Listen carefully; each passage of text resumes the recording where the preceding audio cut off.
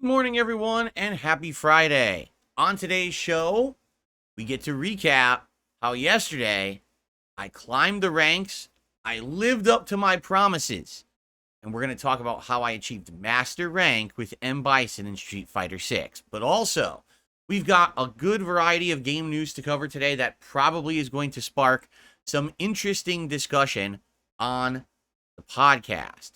So, I'm excited to begin the weekend with all of you. It's hot, but I'm here to bring you fun, challenging gameplay all day long, and we'll talk about this and more on today's Level 1 podcast.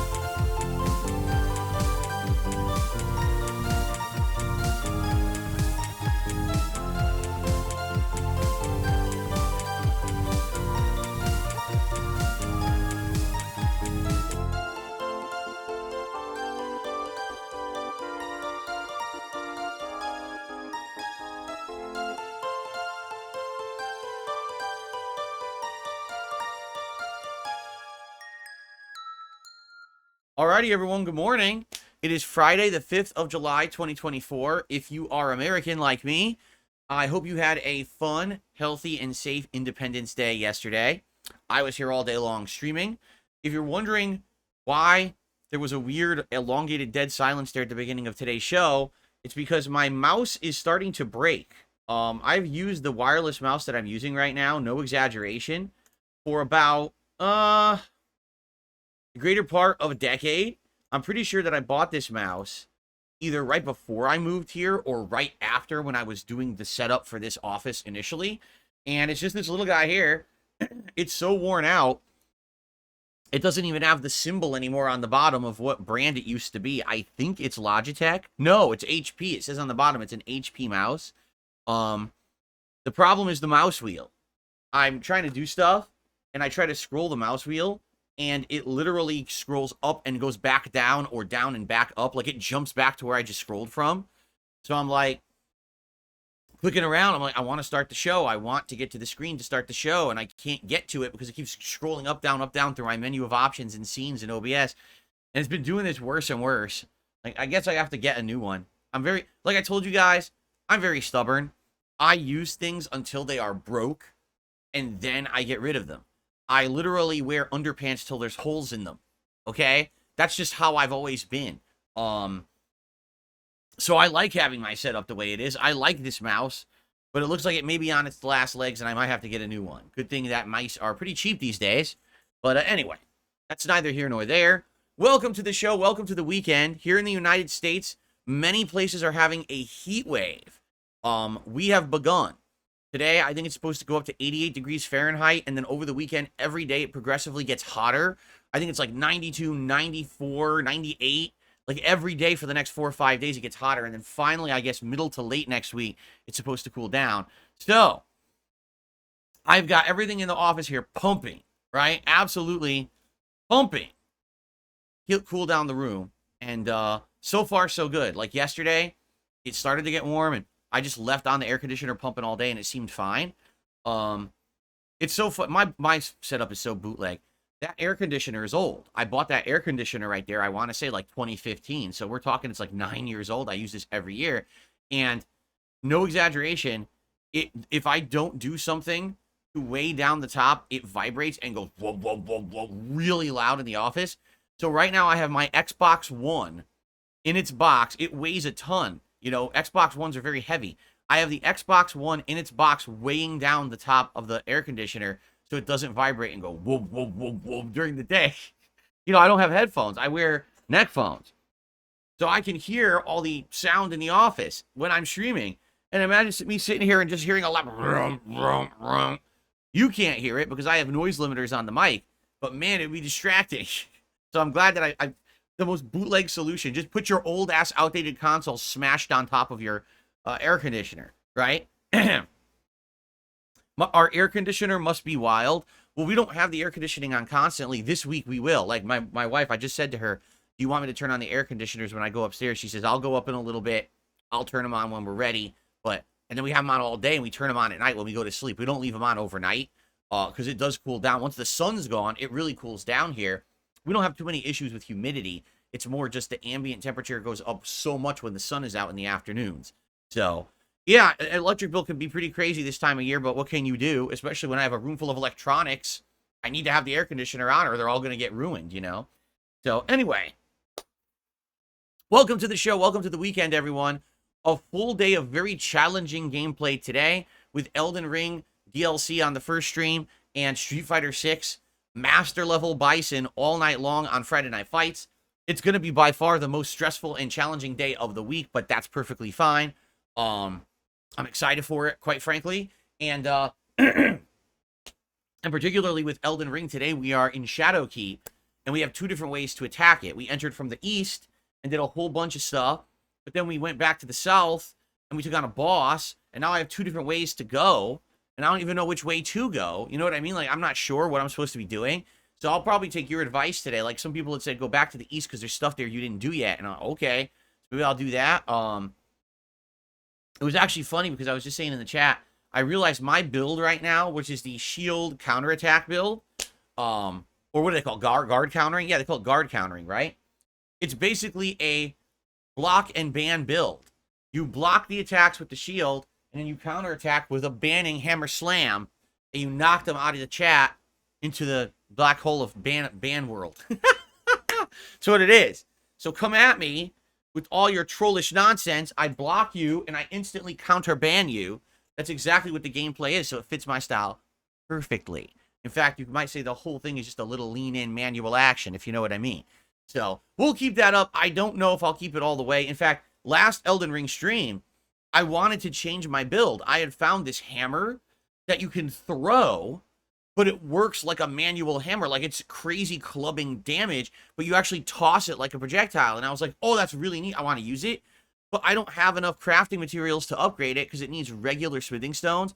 And in my second run of Elden Ring, which is what I based this DLC run off of, I never got the bell bearings to buy smithing stones. So I'm like, oh, I can't get the components to level this thing up. That sucks. If anything, I know this really sucks, but maybe we should take some time to go back to the beginning of Elden Ring, the base game, and just run through those 1 to 2 dungeons where you get those bell bearings. Because I really think I should be able to buy, like, smithing stone 1 through 4 in order to level up more weapons. It sucks that I don't have them. I mean, I'm going to be very limited with my weapon selection now moving forward unless I find more. So, I don't know. What do you guys think? If you guys are okay with that, but I don't know where they are, I would need help. I would have to have someone in chat tell me, okay, this is the dungeon. Here's how you find it. Run in there. Get the bell bearings. You know, but I don't know where they are. The smithing stone 1 to 4 is in a crystal cave by Rhea Lucaria School. All right, so if you guys want me to do, I'm down for that. Because, like, I wanted to try new stuff. I totally wanted to use that hammer. And I couldn't level it up. I was very upset, actually, about that. So if you guys want to coach me through it today, early on the stream, I'm down for that. And then, yeah, today is all about Shadowkeep, going through it from the multiple directions. I've heard it's like really huge legacy dungeon. So that's cool. I love the legacy dungeons. I think today's stream will be great. I hope we find multiple bosses too. Really, I hope that we find multiple unique bosses in there. And hopefully it's a good time. You know, I think it will be. So, and then tonight on the late stream, Friday Night Fights is my first ever stream full Master Bison. So I guess now what we should do, let's roll that clock back one day and let's talk about yesterday. So on my day off this week, okay, I promised you guys that yesterday when I came back to stream, I would hit Master Rank with Bison. In fact, I guaranteed it. And of course, all my naysayers and idiotic trolls all said, oh, he'll never do it. And then I proceeded to basically kick butt as I started playing Street Fighter 6 yesterday. I came back feeling refreshed. I went on a big win streak. And then a few things in between that were kind of annoying, but then I came back from them. And it only took about maybe not even 90 minutes, and I hit Master. And I was very happy with that. I was like, this is good, because now the climb is done. Now when I play with Bison, I can focus more on better gameplay. And as soon as I said that, right? I mean, why would I open my big mouth? Why, you know what I mean? I'm just so dumb. I start playing in Master Rank, and every connection is poor. And I don't mean, oh, it says like, oh, the milliseconds are bad, or it's jumping around laggy. No, what I mean is I got to Master, and immediately I noticed a sharp decline in input delay, not input delay, input drops. That basically, half the time when I'm trying to play this, Oh, my combo drops. Why did it drop? I just did all those combos in Diamond and didn't have issue. Oh, it can't block on reaction. Oh, you press the button, literally nothing happens, or complete wrong move. Hell, once I just wanted to jump up and it jumps back. I'm like, I'm fucking holding up on the joystick. I'm staring at it. And I'm like, yeah, you know why? Because in Street Fighter 6, when first you hit Master, this is where the big pool of people are. Because they hit Master by grinding, not by being good. They didn't get to Master like me with a positive win-loss ratio. They just played the fuck out of the game and grinded their way up with an awful win-loss ratio, but they just get there. So then when they get there, they all just sit there at the 1,500 point level or below because they all lose constantly because they suck, and they all have terrible connections. So there is this really annoying situation where as soon as you hit Master, you're going to play some of the worst matches, and you have to get past like that hurdle to get to better matches. So the whole first like 45 minutes of me playing in Master, it was like a waste of my time. The matches were terrible, performance, bad reaction, dropping input left and right. Wow, this is a great way to welcome me to the Master level, huh? With just like completely inferior matches compared to what I just played in Diamond for 90 minutes to get to Master. It was so stupid. But then eventually it started to level out. I started to play a little better. And I came back. So by the end of the day yesterday, I'm in Master and I'm actually above 1,500 points. I don't know how much, only a few, but I got above that starter area. So that's good, obviously. And if you want to know the stats, because now we actually have full statistics on my performance with M.Bison so far, okay? So, first of all, casual match win and losses with Bison, 83 wins, 28 losses. That's insane. That's like such a huge win-loss ratio. 83 wins, 28 losses. It's just wild, right? So, anyway, that's great, obviously, for casual. Ranked. My first ranked session, I had 43 wins, 17 losses for a 72% win-loss ratio. The best win-loss ratio I've ever had for a new character in Street Fighter 6. My second session was 35 wins and 23 losses, 60%. And then there was that really rough session that I had on Monday when I was trying so hard and the game just wasn't agreeing with me. And I had 15 wins and 19 losses once I hit Diamond 5-star. But then I came back and I had a session yesterday of 37 wins and 23 losses. Okay? So overall, I'm still doing good. Like yesterday, it was 62% win-loss ratio, and my win-loss ratios continue to climb.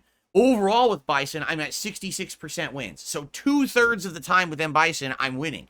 That's tremendous. And if you actually look at all my win-loss ratios right now in the game, that's the best I'm doing with any character. I haven't played with Blanca yet in ranked, but outside of that, all the other characters, I'm doing much better with Bison. Maybe when I eventually go back to Blanca, that'll change. I don't know. But for now, Bison is my best performance character in the game.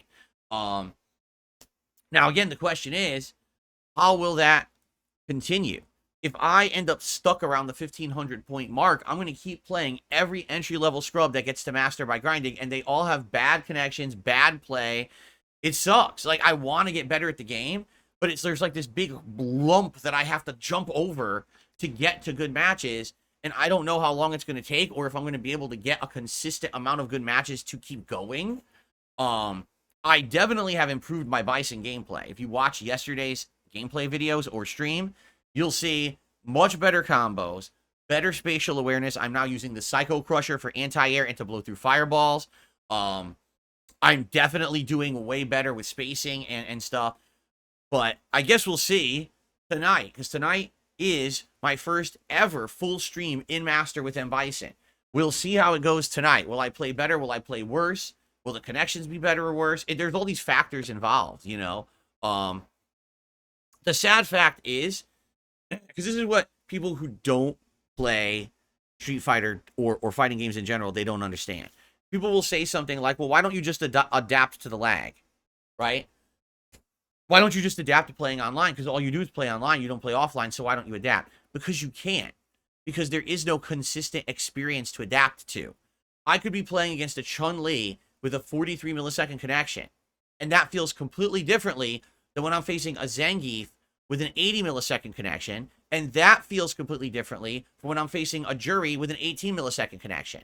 They're all completely different situations. There's thousands of variables. the gameplay style, what you need to react to, you know what I'm saying? The input delay, dropped inputs because of the milliseconds are different. There is no way to adapt your play to play it online. What you can do is you can adopt a play style with a certain meta type character that is favored by playing online. What does that mean?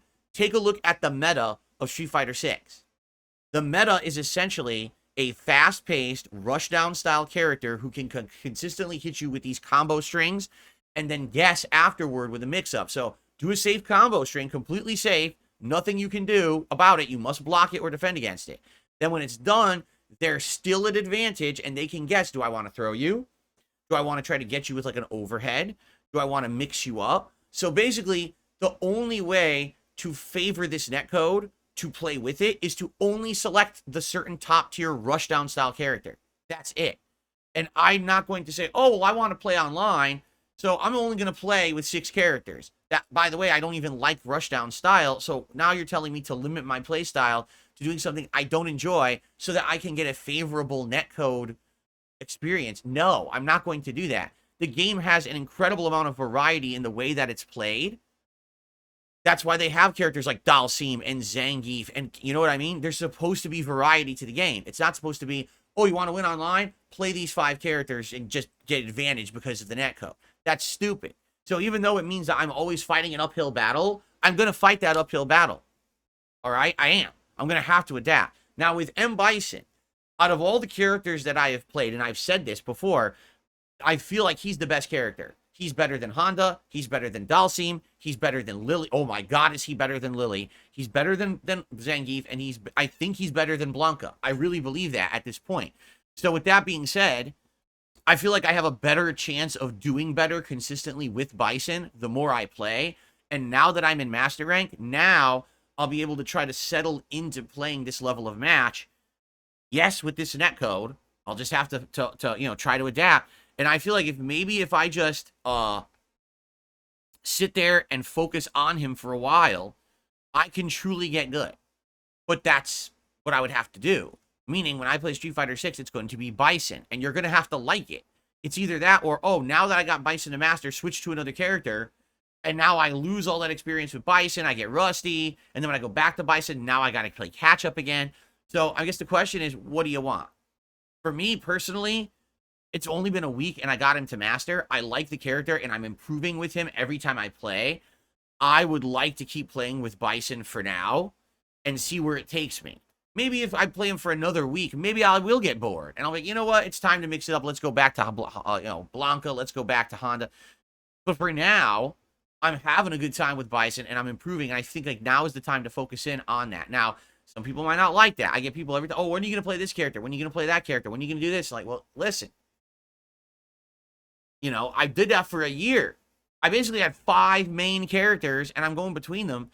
And when you have 5 main characters and you only play the game 2 to 3 times a week, you only have a limited time to improve and get better. You know what I mean? And that's really what I felt happened to me is I would have gotten even better in Street Fighter 6 if I had focused on 1 or 2 characters. But people wanted more. Play with this one, play with this one, play with this one, play with this one. I mean, hell, it took a lot of convincing just to let you guys accept 5 mains. You know what I mean? So I think for now, I want to focus on Bison, and let's see what happens, and let's go from there. Okay? Fair enough? If it ends up not working, if I get frustrated, if I want variety, we can always mix it up and go back. Like I said, the next character I want to play with is Blanca. I literally have not done ranked play with Blanca at all since the rebalance patch hit a month and a half ago. I haven't had a chance. I'm playing with everyone. I didn't even get to Blanca yet, right? So, how are the Bison Burgers? They were delicious. I told everyone yesterday during the M.Bison stream that I was having Bison Burgers for dinner because it was July 4th, so you always have like burgers and hot dogs and cookout style stuff. Yeah, they were incredibly good. They were super lean, tasty as hell, perfectly round when I cooked them. They stayed nice and round, juicy. We had them on sesame seed buns with, well, I had a little bit of mayo, a little bit of ketchup, spicy yet sweet pickle slices from Famous Dave's restaurant out here. You can buy their pickles in the store, and we got it's sweet and spicy pickles, and some shredded lettuce on top. Okay, my wife had it with mustard. She didn't want the mayo. She had mustard. Oh, and we had cheddar cheese on there too. It was really, really good. They were amazing burgers. And, you know, I rarely eat red meat these days. That was my one red meat for the week, but it was worth it for sure. It was super delicious. Super duper good. You never had bison meat before? So bison meat is very lean, meaning it does not have a lot of fat. Regular beef has tons of fat, very, very fatty, you know, greasy, not very good for you.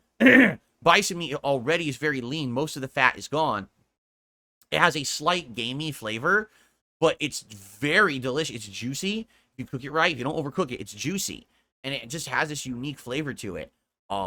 It goes well with certain condiments. It goes well with spice. So having those spicy pickles on there actually went really, really well.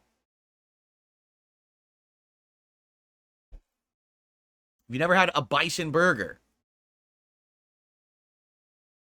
go to the store, buy some bison meat, put on your M.Bison hat, come home, fry up yourself some bison burgers. You're really going to like them. But you have to wear the hat.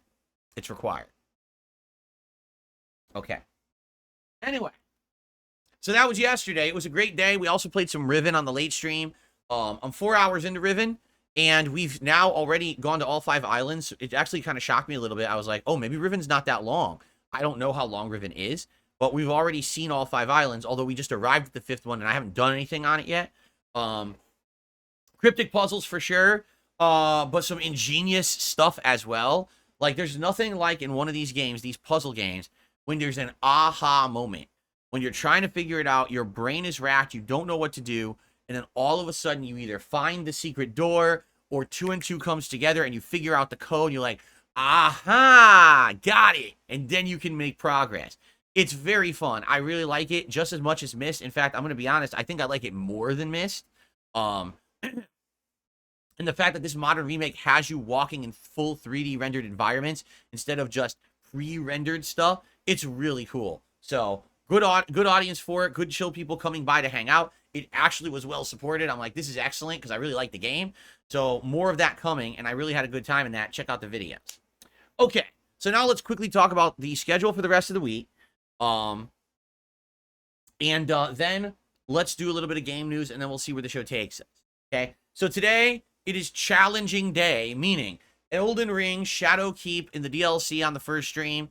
Probably going to take the whole stream if Shadowkeep is as long as people are saying, so I'm excited for this. And hopefully some cool, unique bosses. That would be really awesome. Tonight on the late stream, Friday Night Fights, 6:45 p.m. Pacific Time, M.Bison and Master for the entire stream. Okay? Tomorrow, more Elden Ring DLC on the day stream. So if we beat Shadowkeep today, likely we'll go off into the other 2 areas we haven't been, which would either be northwest to the higher plateau areas with all the ruins, or northeast to the areas we haven't touched yet. Maybe we'll get to that next fingerprint area. But also, there's a whole middle area of the map we haven't been to yet that I haven't even accessed, and I don't know how to get there yet. So I'm assuming that's probably some of the areas we're heading next. Tomorrow night will be more Stardew Valley. We had a great Stardew Valley stream back on Tuesday night with tons of progress, including building a coop, building a silo, getting the better axe, doing more diving deep into the mines, just tons of progress. So I'm excited for more. Every time we play Stardew Valley, there's tons of progress. The game just keeps getting better and better. So I'm excited for more chill fun on Saturday night. Sunday is React Day. DSP versus the internet on DSP Reacts. And then Retro React for Dark Souls 1 continues on DSP Throwback. There is something we need to figure out. Do we want to keep doing Dark Souls every week? I'm okay with it. I'm actually really enjoying the Dark Souls Retro Reacts right now. They're going well. And I'm enjoying watching that original playthrough. We are more than halfway through it, meaning if we focus on this for another 2-3 weeks, we may beat it, meaning like get to the end of that playthrough when I rage quit, and that's the epic end of it, the rage quit at the end. So we could keep doing that over July, which would be fine. It would coincide with me continuing with the Elden Ring DLC. And what I want to do is at the end of July, the Olympics, the actual real Olympics, begin in Paris on the July 24th, I believe it is.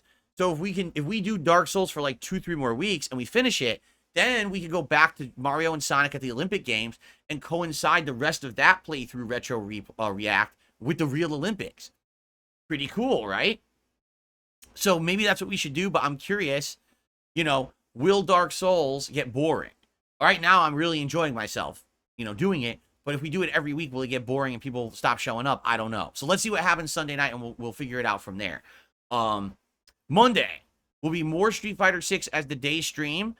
but then there is no night stream on Monday. Why? I need to film private Patron React videos for the month. This month, I actually have 3 different people who commissioned videos, so I'm going to need to spend the entire night filming and putting those out, so no late stream on Monday night. Tuesday will be more Elden Ring DLC, and then Tuesday night, we got to make a tough decision. Do I do a second stream of Riven, or do I do a second stream of Stardew Valley for this week?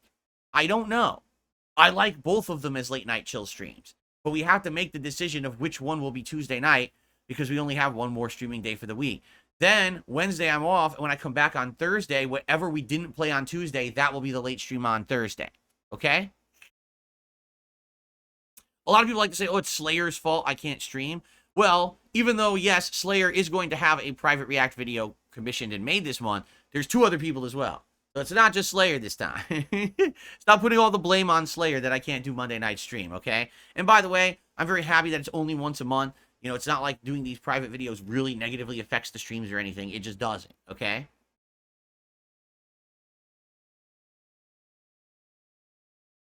Okay, so that's the schedule for the next week or so.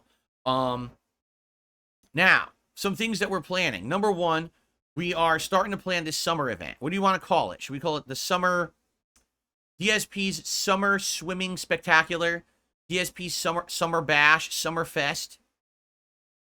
There ain't no cure for the summertime streams. I don't know. We got to think of a catchy name for this summer event.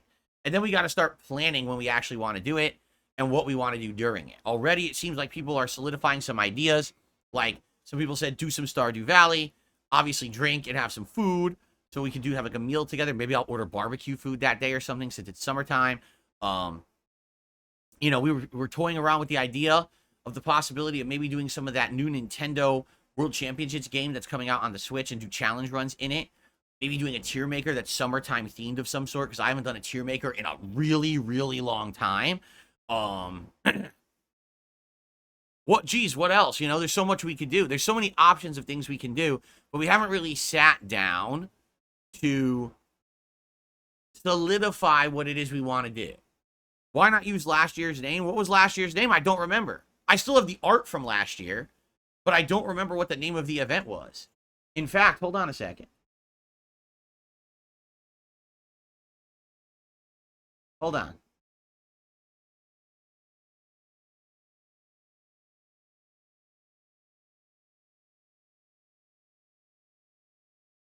Let me find it.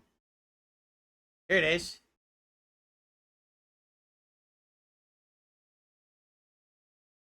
It was, oh my God. It was DSP's DSP.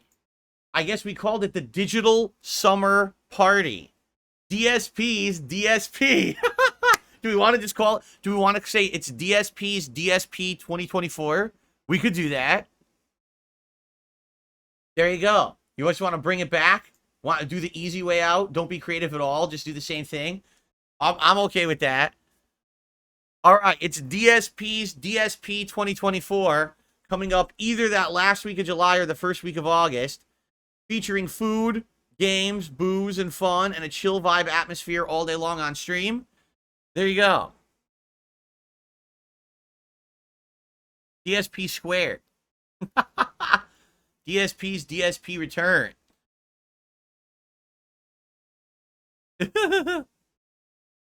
All right.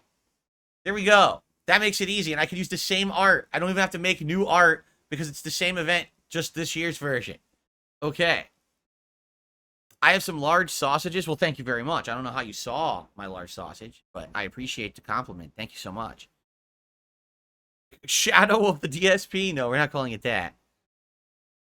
So anyway, DSP's DSP 2024 will be either that last weekend of July or first weekend of August, whichever we decide, and it will have a good variety of stuff. Now, if you guys have any ideas of fun things you want me to do during that event, please share. I would like to start locking in things we definitely want to do during that marathon-style event. Okay? Excuse me. Ooh. No, we're not doing a beach party. A beach party. Yes, I'm going to come in here. I'm going to wear flotation devices and sand. I'm going to bring in sand and toss sand in my fucking office. No, we're not doing that. All right. So anyway, that's coming. All right? Let's talk more about that. Also, next month in August, apparently I'm going to be doing a hell of a lot of reacting content, long-form reacting, on DSP Reacts, because number one, June the King is releasing a documentary on Review Tech USA, and yes, I'm going to react to that one. I've not reacted to a long-form video in over a year, so I want to do that. That's number one. Number two, my own documentary will be coming out by the end of August, and I'm going to do a react to that as well. So there'll be a lot of long-form reacting coming in August. If you want that kind of variety, it's coming, okay? Cool. So that's what's on deck. We've got Elden Ring DLC, more Street Fighter 6, Riven, Stardew Valley chill streams, reacting on Sundays. Moving forward, a big digital party is coming by the end of the month or early August. And then we got a lot of React-style content coming in August. And then, of course, in August, we got new releases hitting around the third week. Okay? So there you go. Good stuff. All right. We've covered all of that. I think now it is time for my favorite segment. It is time for your favorite segment. It is time for everyone's favorite segment here on the show.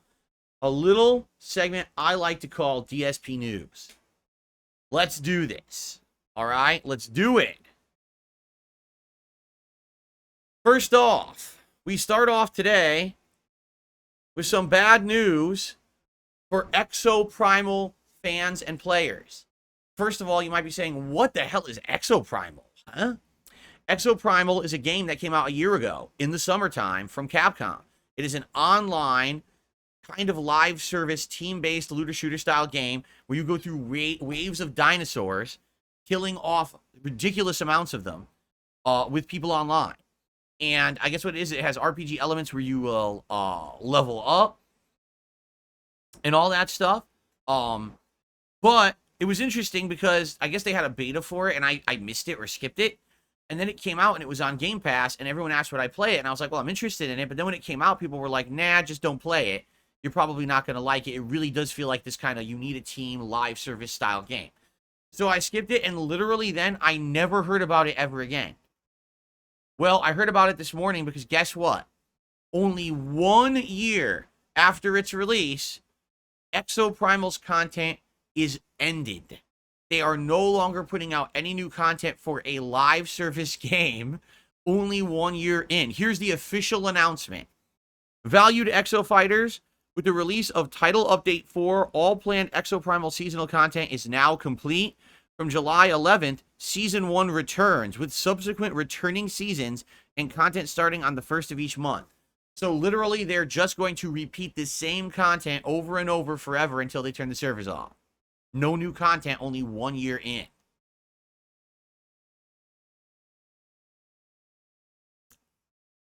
Reaction is mixed to this. For example, this is from Brian Proto Dude on X. He says, this is to be expected, unfortunately. Primal managed to sustain a small and dedicated player base, but there's been very little growth. Bit of a shame after all this, it didn't get any Dino Crisis skins or content. Right. It was funny because when people saw this game announced, they were like, whoa, dinosaurs, is this the new Dino Crisis? And people were hoping that if this game did well, that maybe this would spearhead Capcom's efforts to maybe bring back Dino Crisis. Well, guess what? It didn't work. This game has died within a year. Now, here's the thing. It's not going away. They're not turning the servers off. But do you really want to play the same content in a loop every 4 months with no variety? I can definitely see this having a few people stick around, but for the most part, I think this is it. This is the death knell for the game.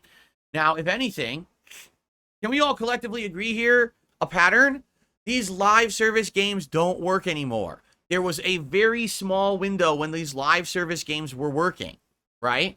And there's very few examples of ones that blew up. I mean, GTA Online is the biggest example of a game that blew up as a live service game. And then probably second would be Fortnite, right? But these games, every company running to make a live service game, it didn't work. By the time you've already run and you took the years to develop the game and release it, the fad's already over. In order to be a part of these fads, you have to strike when the iron is hot. And these game devs just don't have a development cycle possible to pump out a game fast that takes advantage of the fad when it's popular.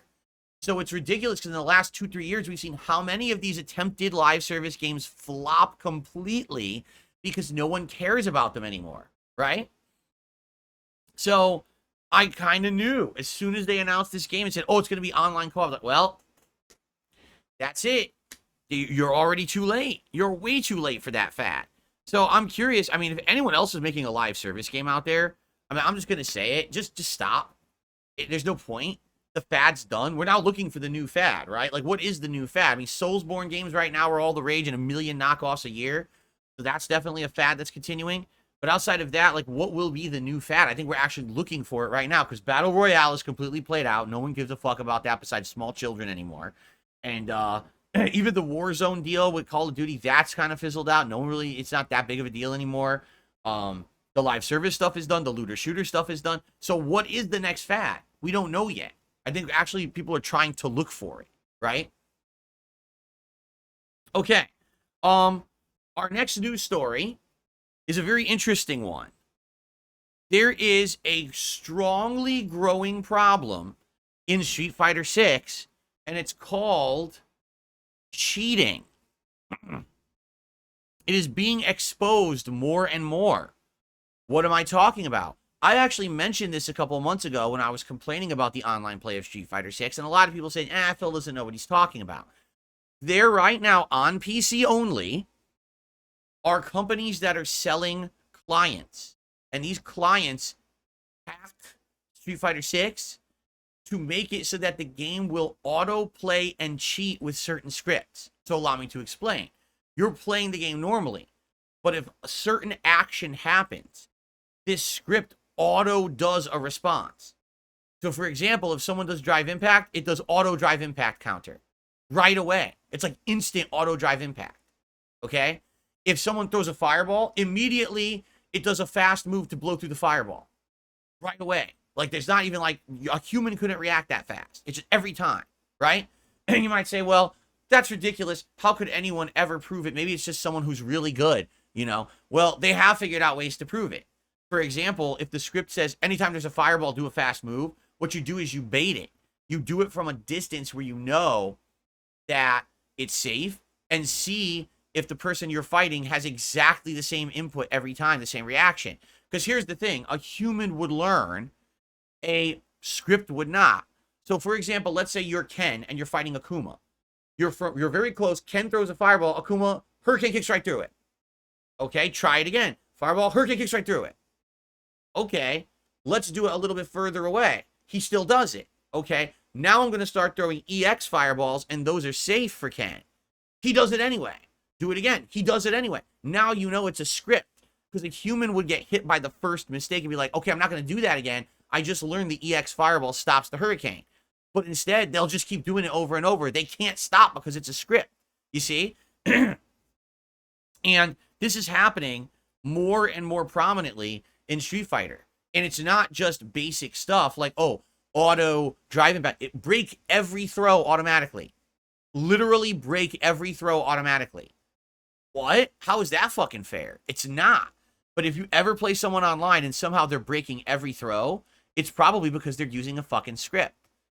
What about instant anti-airs? Well, you've already probably faced that with modern players, right? Because all they got to do is mash a button. But with this script, they never have to mash the button. It'll auto-prioritize doing this reversal anytime someone jumps. So this is something bad that's happening. And this, sadly, is what has happened since fighting games have moved from consoles to PC. And we all know why fighting games move from consoles to PC. It's because PC, sadly, has less input delay, right? Better response time, less droppages in inputs, and overall better connections. We've already seen with Street Fighter 6, the vast majority of people who play Street Fighter 6 online at any kind of a high level are playing on PC. It's almost always a PC player you will play who's good at master level. They've all adopted this, I'm playing on PC because we know it's the best version. Well, now, because you did that, you open the can of worms that people are going to mess with this PC version and mod it, and you're going to have stuff like this.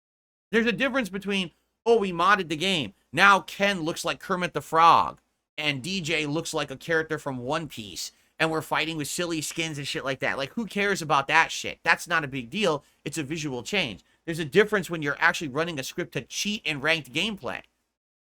Because what I just described, Akuma versus Ken is real. It's from an actual post on X where the person analyzed the fight, posted up video evidence the person was cheating. And they said the worst part is these people, to avoid any kind of recourse, they change their names frequently. So they have found a way that you could change your name over and over. And so they jump between different names so people wouldn't realize it's the same person they're playing over and over, when in reality it's the same cheater using this code, right? And this is just getting worse and worse. It's not just, oh, one or two. People are finding them way more often and realizing, oh, this is actually more of a rampant problem than originally when we thought it was one or two bad apples. No, this is actually like there's a whole community of like hundreds to thousands of players who are actively using these scripts, probably talking on Discord servers about their experiences with them and how to improve them. This is not good. Someone even said, you know, some tournaments actually are using online qualifiers as a way to determine who makes it into the real tournament offline. Now imagine someone using one of these scripts and they're just not detectable. You can assume that someone's using the script, but you can't prove it right now. And so, like, I mean, I even saw Diaphone made a whole video about this recently, where he ran into a bad cheater, always auto drive impact, always doing the move that counters what you're doing. It's like, wait, what? I can understand 8 times out of 10, but 10 fucking times out of 10 you auto responded to everything I did? That doesn't make any sense, right? So, yeah, this is a bad thing. And will Capcom actually look into this to figure out what's going on, to figure out, first of all, who are these companies selling these cheater scripts, try to shut them down, right? But also, who are these players? Will they be banned? And will this be fixed? Because, sadly, this is where we're headed when everything goes PC-centric. As much as everyone wants to argue, PC master race, PC is so cool, man. You get the best optimal experience with the best graphics and less input delay and everything. That's all well and good and fine. But now, because you have had fighters go from console to PC as the main platform, you've opened the Pandora's box. This is where all this shit gets hacked. And everyone fucks with it. So what are we going to do about it? Because this is bullshit. We can't have the integrity of a competitive game be ruined because a few people are bad apples and want to cheat to get ahead. You know? Personally, it's frustrating because I already have a hard enough time not playing a lot and everything, trying to play, and now imagine that I'm playing people online who are blatantly just fucking cheating, right? We'll have to keep an eye on this, honestly, because I actually feel like maybe I have run into a few people. There have been a couple matches where all of a sudden the person literally broke every throw. It's like every throw, not just like 90%, but every fucking throw attempt was broken. I don't know about that. You know, I just don't know about that, especially with the fact that online you cannot break throws on reaction in Street Fighter 6. You have to guess that they're doing and press it early. So how is this possible? Right? I just don't get it. Okay, anyway, I'll have more information on this as it makes progress. Hopefully Capcom will eventually look into it and address it and maybe find a way to identify these cheaters.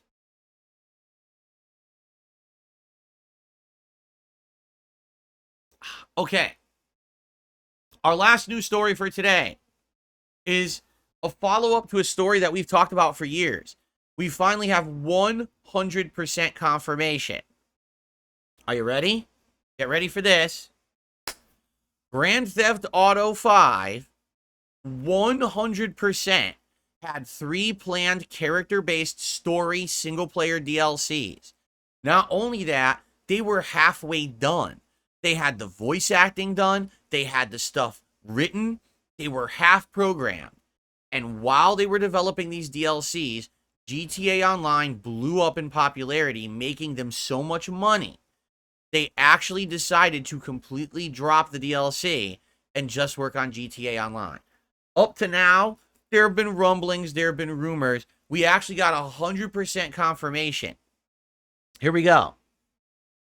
First of all, we already knew that the info data mined in 2023 suggested that there was a DLC pack named Ancient Trevor, and it was one of the 3 canceled expansions. There was also going to be one called Zombie Apocalypse and another one about alien invasions. Well, Joseph Rubino, who was a senior camera artist and a virtual cinematographer at Rockstar during this time period, told San In Play's YouTube channel that he worked on the Trevor DLC before it was canceled.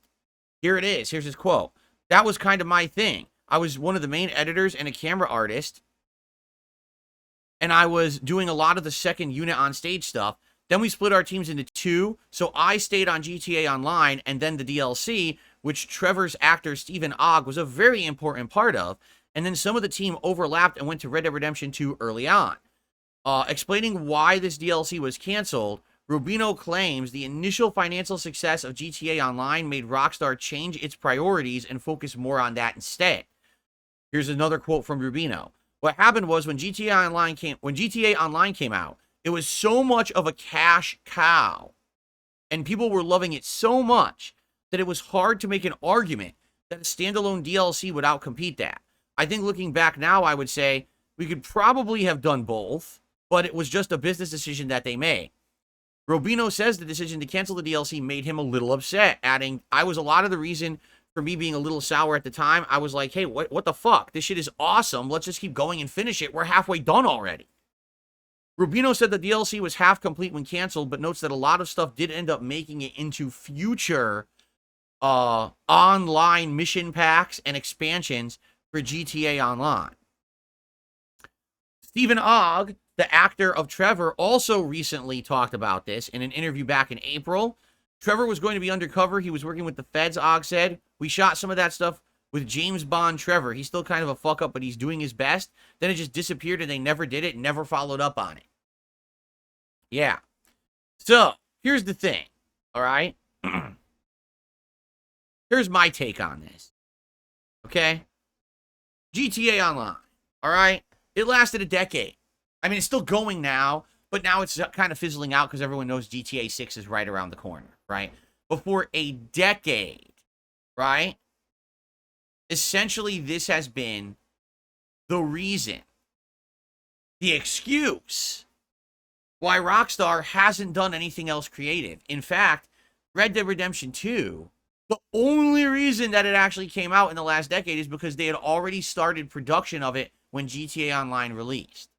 All right? There's even a chance, right, that if they had not started development of Red Dead Redemption 2 by the time that GTA Online launched, they might not have even made that. Okay? Now, here's the thing. I understand that there's an online community for this game that apparently has a lot of money and loves to line the pockets of Rockstar for this game. Okay? And I understand that for a large group of people, a 10-year online social experience, wow, right? Wow. Well, guess what? If you didn't play GTA Online, if you didn't care about it, because you just didn't look for an online social experience like that one, you didn't care, literally, I'm going to give you the outsider's perspective. GTA Online has had zero fucking impact on the gaming landscape. Zero.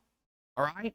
For the people who love it, it's like the big thing, which is why you spend so much time and money on it. For everyone else, we don't give two fucks about GTA Online.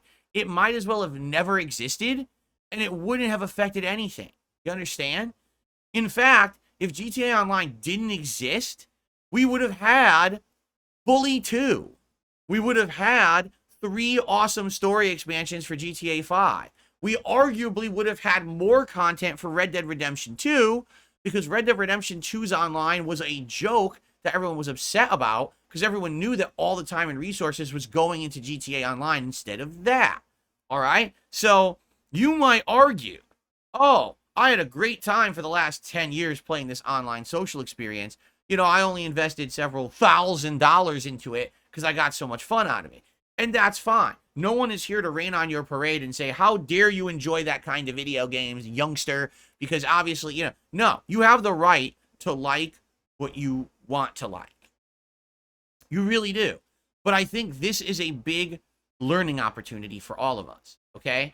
We now have definitive evidence that Rockstar stopped being creative, literally stopped caring about making interesting, challenging, fun, original content to regurgitate the same shit for 10 years because people were addicted to it and wouldn't stop paying for it. Okay? That's not good. the game industry suffered in the last decade. A big company that used to make fun, creative, original games stopped doing that because people kept paying them for crap, repetitive content. That is not good. Rockstar used to be one of the top game companies when it came to giant releases and creative content, and now they just don't put out games anymore because people won't stop paying them for the same shit. That is awful, because this is a horrible example to set for the industry. Because if that is now the example that all other game companies want to aspire to, that is what will happen. You will see every fucking company come out and try to make the game that will be the next GTA Online or the next Fortnite. Oh, wait, that already happened. We just talked about it. Every game studio in the last 5 years tried to put out a Battle Royale game, a fucking games as a service game. They all tried, and most of them are failing at doing it. So when we look at today, 2024, and we look at all the games that have come out this year, and we say, man, this year was really underwhelming. And I'm surprised. I don't get why there just weren't that many high-profile great games coming out this year. Usually we have way more than this. In fact, here we are, more than halfway through the year, and I can maybe count one game I played this year that may be a Game of the Year contender for me, and everything else was kind of like, meh, right? Why? And why is it that small indie companies making games like Pal World and Helldivers 2 and the new viral streamer game that you play for a week and then drop, but why are they getting all the attention and all the AAA games are fizzling out and failing? Lack of creativity, lack of originality, lack of artistic value in what we're putting out in video games. Instead, people are trying to pump out products for consumption rather than something that actually is fun or unique or artistic, and then the money comes as a result of that. That's a problem. They look at GTA Online and they say, that wasn't very creative, that wasn't very artistic. It's literally a sandbox with interactions where you can role play and you can get your virtual pad and hang out with your bros and do this and do that, and look at all the communities that came from it. So we could do that too. Let's just do the minimum effort to design an online game world, and then we're just going to pump out content for it for 10 years and make millions. And it has not worked. It hasn't, right? These companies have all tried and failed at it. No one has emulated or hit that level of anywhere near the success that GTA Online did. Perhaps what we need to take as an example from this is that GTA Online was the lucky anomaly that you already need to be an insanely huge, prominent, well-respected game company to pull that off. That not just everyone can do that. You know what I'm saying? Like, you have to already have that name recognition, the game that everyone wants to buy. No one paid for GTA Online. Everyone bought GTA 5 and just happened to have GTA Online as part of it, played it and said, oh shit, I like it, and got hooked on it, right? So that's the model that worked. Not all this, oh, we're going to put out this fucking well-designed games as a service game, we're going to hook you on it, you're going to keep paying. That wasn't even how it worked. It was kind of like a chance thing. No one even knew if GTA Online was going to be anything that people would want to play for more than just a little bit. It just happened to be that good to a lot of people, right? It was a gamble, actually, for Rockstar, which is why they were developing Red Dead 2, why they were developing the 3-story DLCs alongside of it, because they didn't want to put all their eggs in one basket. But then when that basket exploded into a mountain of profits, that's where they went, and they just basically tossed everything else aside.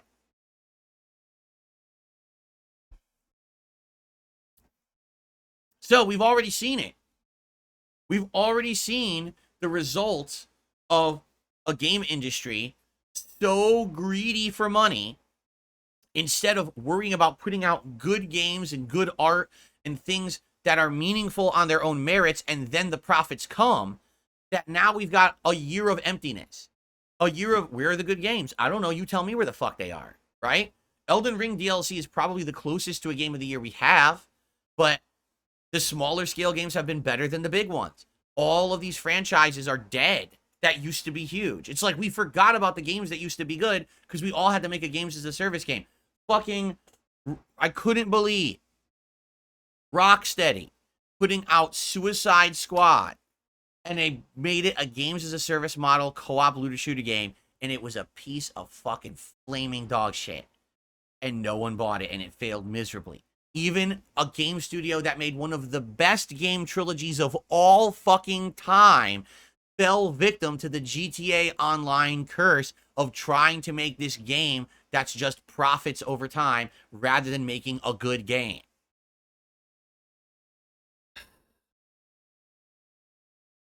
The games industry needs to 100% learn from this. But here's the problem, all right? There's two sides of the game industry. Us, the consumers, who love the games, buy them, and play them, and the idiotic fucking boardroom bozos who own the companies. Again, all they think about is money. They could not care what they sell. They don't give a fuck what game they put out. All they care about is how much profit it makes, how much they can pay their shareholders, and how many yachts they can put a down payment on this year. That's it. So to them, they don't give two fucks about anything creative in the industry. And you see the entire industry suffer when you have these fucking uninvested, uninterested fucking rich bitches making bad decisions. This is why we have studios closing down who just made hit games. This is why you have Embracer Group buying up 700 IPs and then just fucking liquidating them all. It's not good. It's actually the absolute opposite of where you would want an artistic industry going. But that's where it's going because we have the wrong people in power. When you have Phil Spencer sitting there, the head of Microsoft, saying, it's just a bad situation. The games industry is in a downturn right now, so we have to lay off people to stay profitable. Phil, you run the industry. You're the one who created the downturn when you stopped making creative games, you incredible fucking buffoon. And you're blaming outside factors. You're in the seat of power. Nobody else.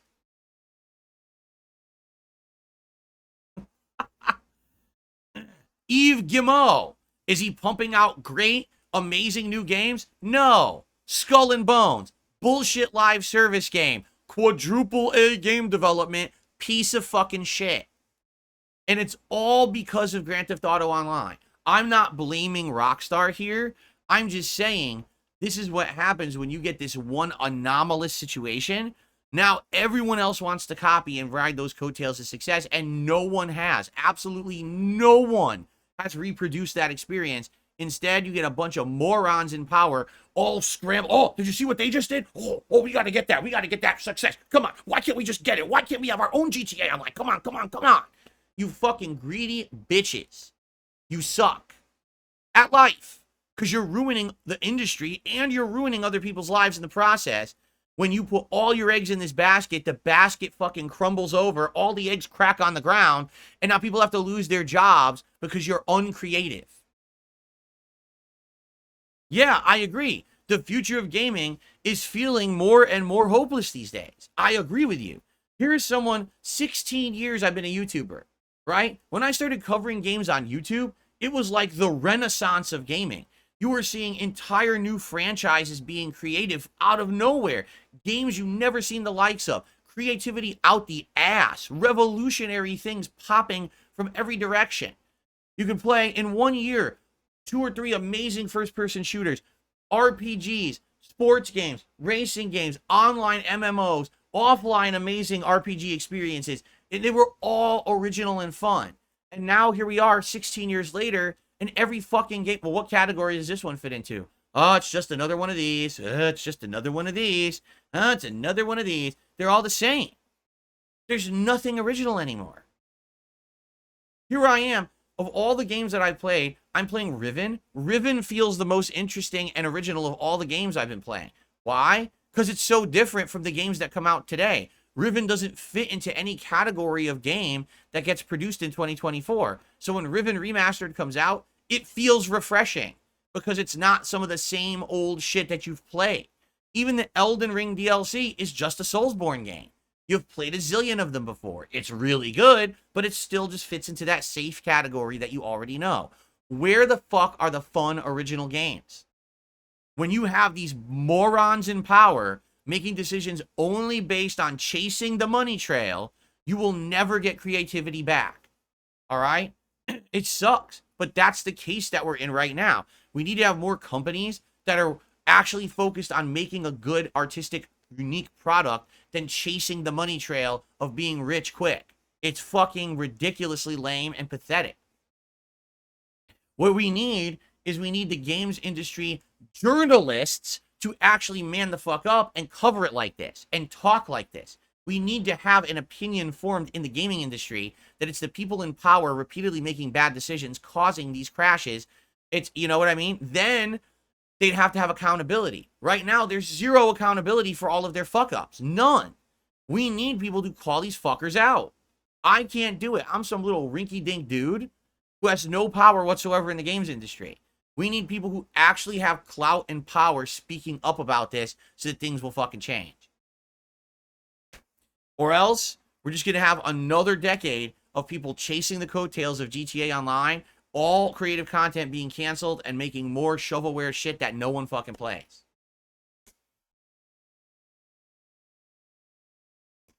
Alrighty then.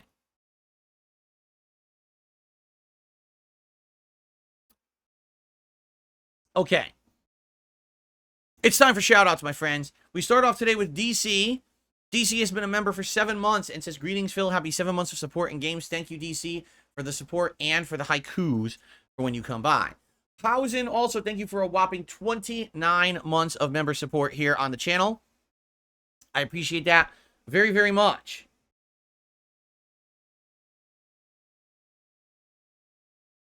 Spawn Killer has tipped me $1.25. First tipper of the day. He says, last night, we lost all power in my area for hours. I think someone was setting off fireworks and they hit the transformer. Oh my God. Well, for those who don't know, if you're not American, here in the United States, for Independence Day, it is a tradition to light fireworks. Now, the safe way to do is to just go to your local city or town celebration, which there's a lot of them around. We had like 3 of them in our area, where they set off official fireworks, big giant display that lasts, you know, like half an hour, 45 minutes. You sit on a beach or you sit in a lawn chair out somewhere in a park, you can see a nice fireworks display. But it's always been a thing where people kind of buy their own fireworks and set them off locally. They're actually outlawed where I live. They don't allow fireworks here because too many idiots have done it and hurt themselves or hurt others. Someone yesterday set off fireworks in my town and lit a brush fire. And that brush fire almost became a big-ass fire. They got there just in time to put it out before it became a problem for residents. So do you see what I'm saying about this? So yeah, people basically being irresponsible, setting off fireworks in the streets and causing problems for people. All right? So it is what it is. But yeah, I'm sorry about that, Spawn Killer. I'm sorry to hear you had no power last night. But happy to hear, I guess you got it back, right? That sucks. Lucy, thanks for 6 months as a member. Yes, I skipped Stellar Blade. I had no interest in it. I'm glad to hear that a lot of people liked it this year. For me, it didn't look that good. It looked like just another DMC-style game, and I don't really like those anyway. And we all know the discussion around that. I'm not going to get into it today, but thank you for 6 months of support. Okay. All right, so guys, we've got time. It's time for Q&A, and if any contributions come in, I will shout them out. Let's chat it up. Let's see what is on your mind today. Please tag me in the chat.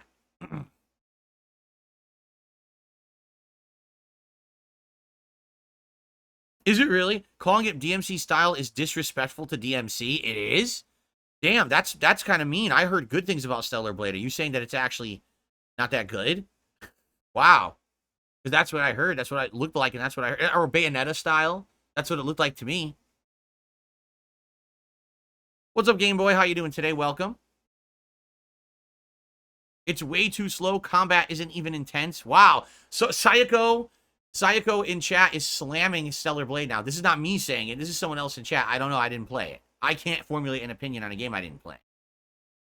Ben Rogers says, Epic Mickey, Astrobot, and Lego Horizons will be fun. Epic Mickey is exactly the same as the first game with better graphics, so I wouldn't look for too much there. Astrobot, people who've played it hands-on are saying it is stellar, like super good. Lego Horizon, I mean, if you like Lego games, if you like the Horizon plotline, I don't know how much it's going to do for many mainstream gamers, though. No, I do not like the UFC games. I played a few of them over the years and never really enjoyed them. The Bison Burgers were absolutely delicious. Eggs over. I already talked about that earlier. What's up, Darth Gallbach? How are you today? Welcome.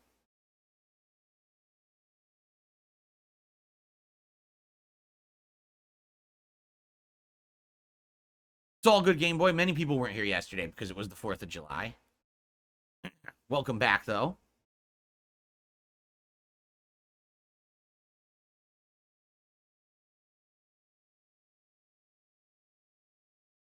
What's the next? Lego Uncharted? Maybe. I could see that. If Lego Horizon does well, I could see Lego getting the IPs for a lot of different game franchises, just making Lego games like that. I don't see why that wouldn't even work. That's kind of neat, like a kiddie version of all those games. Elton says, I heard someone say Elden Ring feels like DMC Bayonetta. That's completely false. Do you prefer the fast pace of Elden Ring or the slower methodical combat of Dark Souls 1? I mean, Elden Ring is just the evolution of Dark Souls 1. It's the same game. I said it. Elden Ring is Dark Souls 4. It is. You could play Elden Ring like Dark Souls 1 if you want, if you have a similar build of something that would have been in Dark Souls 1, but you can play it completely differently as well at a faster pace if you want to. I don't think anyone is better than the other, right?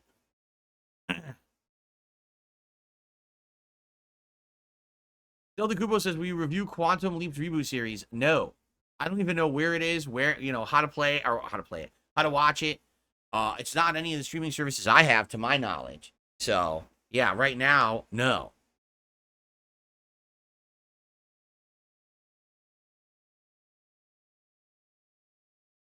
Lucy, I think you missed earlier on the stream. I outright said that if people can help me to quickly get the bell bearings to get the smithing shards, smithing stones, that I would run and grab them, and that way I'll have more availability to use other weapons. I already was going to change my weapon to the throwing hammer last stream, and I couldn't do it because I don't have the smithing stones. I can't get them because in my second run, I didn't get all the bell bearings. So if people want to help me with that to turbo through like a mini dungeon or two to grab bell bearings or whatever, I'd be down for that. I tell you right now, I don't want to use the shield and counterattack build the whole game.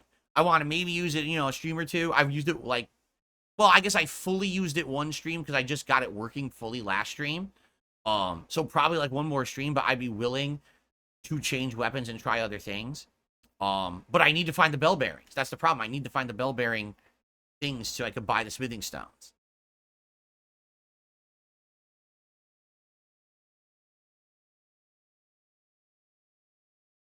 The new King Kong and Godzilla New Empire is on Max now. Is it right now? It just got added? I'll probably watch it at some point then. Thank you for telling me. I know. Dark Glowbox says a lot of the bell bearings are in tunnels around the map. I know. It's the optional mini dungeons. I know. And that's what I mean. Like, I need to know where they are, what they are, so I could just run right through them, get to the end, smash the fucking boss, and get the bell bearing, get the fuck out. I don't want to spend an hour of today's stream doing that. But because I didn't thoroughly do everything in my second run of Elden Ring, I'm kind of like limited with what I can do. I've used all my smithing stones on the shield and the hammer I'm using now, and I don't have any more to level up other standard weapons.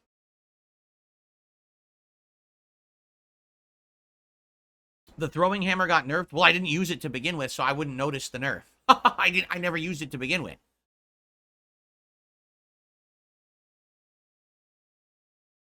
The bottom line is, without the bell bearings, I can't even think about getting other weapons that are not somber weapons regardless. So I need to do that if you guys want me to use non-somber weapons. Yes, the late stream of Street Fighter 6 tonight. You can see that in the schedule.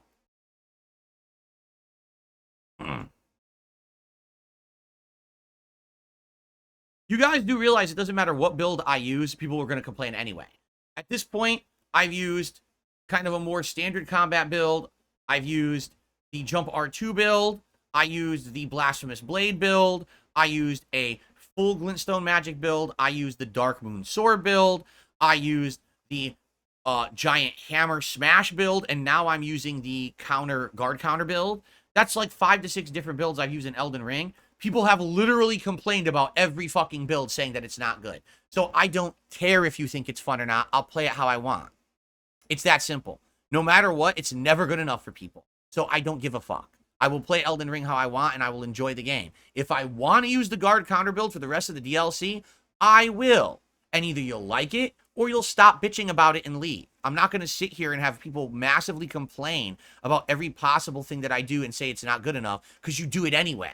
I could literally do a build right now based on exactly what people in chat want. And within one stream, when I beat a boss that they thought I was going to have a hard time with, easily, they'll complain that the build is overpowered and want me to switch again. Fuck you. I don't care about your opinion. I'm going to play the game how I want and enjoy it. Tough shit. Just like everyone else, I'm not any better or worse than you, but I deserve to get a fun experience out of the game. And if you don't like that, you can kiss my ass. Thank you very much.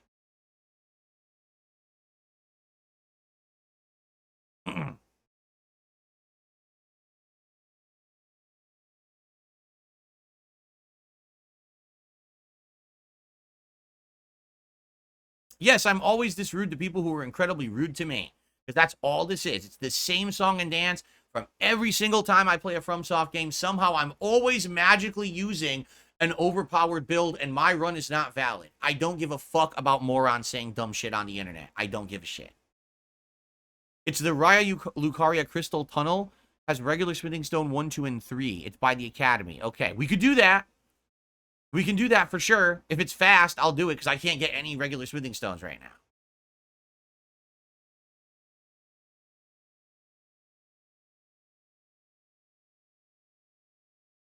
I am chill. I'm totally chill. Listen, I can slip right into serious tough talk mode when I need to and go right back to being chill.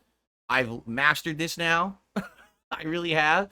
But sometimes people need to be talked to very sternly because they're so dumb, they don't understand. You have to talk to them like that or they don't get it. Like, hey, what? But I don't understand. Isn't this the era of instant gratification where every time I ask something, I immediately get it? Regardless of any kind of support or investment or anything that I've done, I just get everything I want instantly. So you're winning now, so I don't want you to win. I want you to lose and cry. So change your build to a shitty one. No, fuck you. Kiss my ass. I'll play the game how I want, and you can leave if you don't like it. I'm not here to change everything I do to give you instant gratification for your weird desires, you sick fucks. Okay? I'm here to have fun and play games and share those experiences with the internet and have a positive experience with my audience who's actually here to enjoy those games with me and see me succeed, not to just sit here and whine and complain about everything I did. So get the fuck out.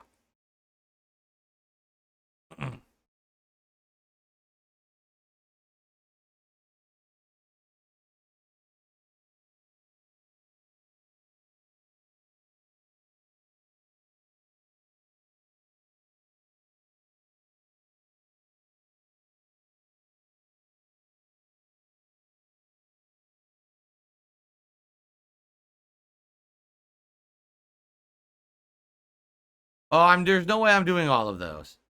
So Lucy just listed like 1, 2, 3, 4, like 5 different ones. I'm not getting 5 bell bearings. No, I'm not doing that.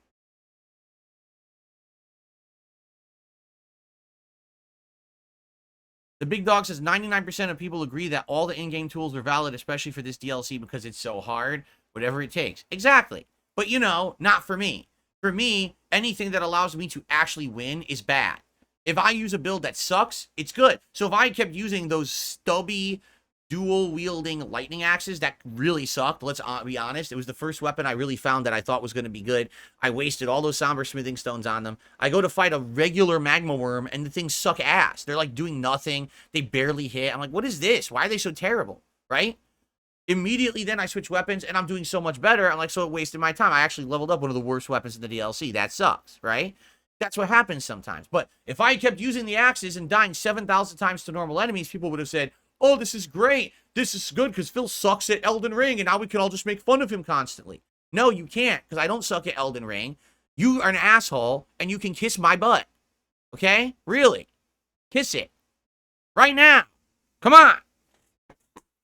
It's ready.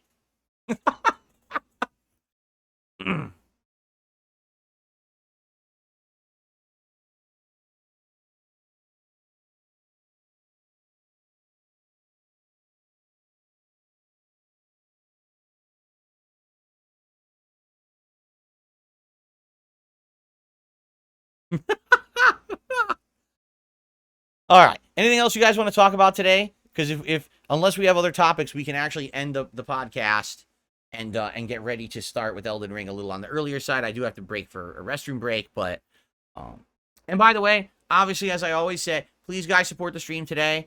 You know that my goal is to hit $50 in tips any given stream. It'd be great if we could hit that by the end of today's stream.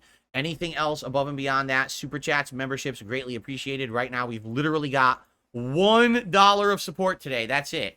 So, sure would be great to maybe top that dollar today. That would be a good one. Okay? No, just play the game. All right, so you just want me to jump right into the game, no bathroom break, and then just completely soil my pants as I sit here. Okay, sounds like a plan. It's going to be pretty ripe, just warm. It's going to be pretty ripe in here, let me tell you.